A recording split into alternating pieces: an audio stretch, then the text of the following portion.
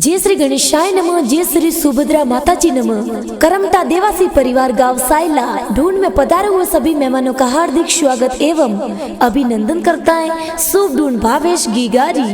Presenting by SP recording studio, director Suresh Kumar Prajapat.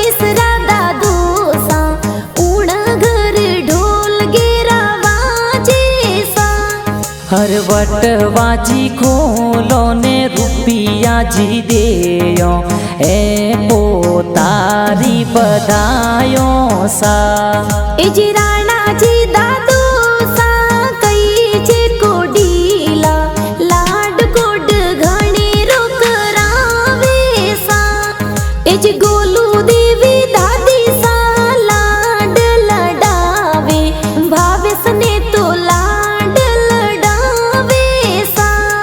हर पालनियो घड़ावो ने पालनिये पौडावो हिलो giga गावो सा। अरे हजारों जी जावो ने बजारों जी जावो सोने वाली चैनों में तो लावो सा।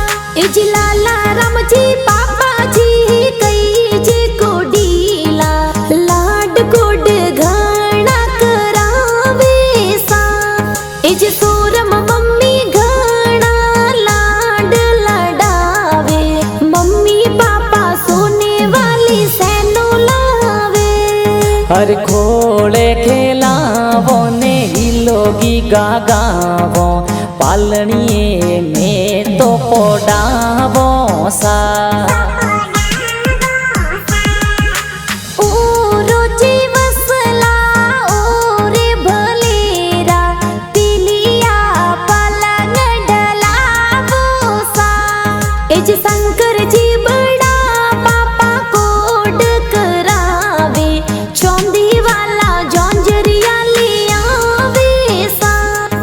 चंपा देवी बड़ी मम्मी कई जे कोडीला गोदिए तो भावेस निरमावे सा।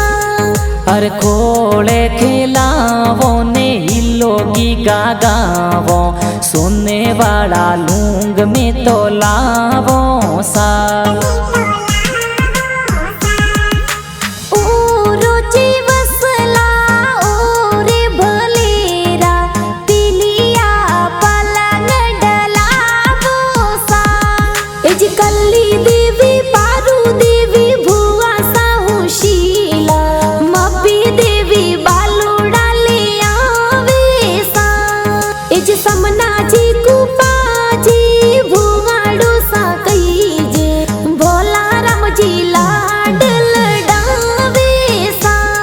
हर खोले खिलावो ने जबला टोपी पहरावो हिलो हिलो गीगा गावो सा।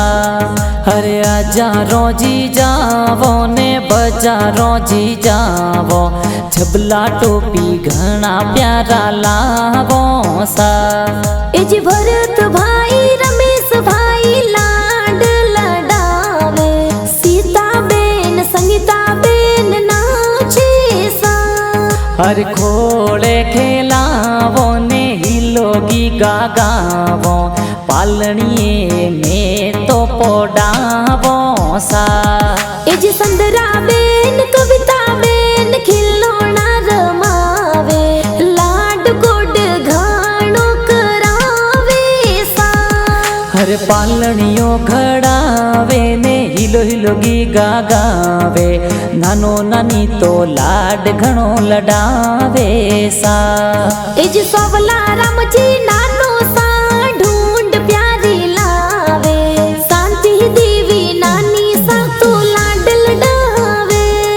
एज एलोना गावसु ढूंढ प्यारी आवे सोबड़ परिवार ढूंढ लावे सा। हर ढूंढ में पधारो थार गाड़ी लावो ढूंढ में तो प्यारी लावो सा। एज सूजा रामजी सुरेश जी मामो सा कही जे हेमा रामजी बालूड़ा मोलावे सा। एज ढक रामजी जीतू जी मामो सा कही जे हिलो हिलो ए तो गावे सा।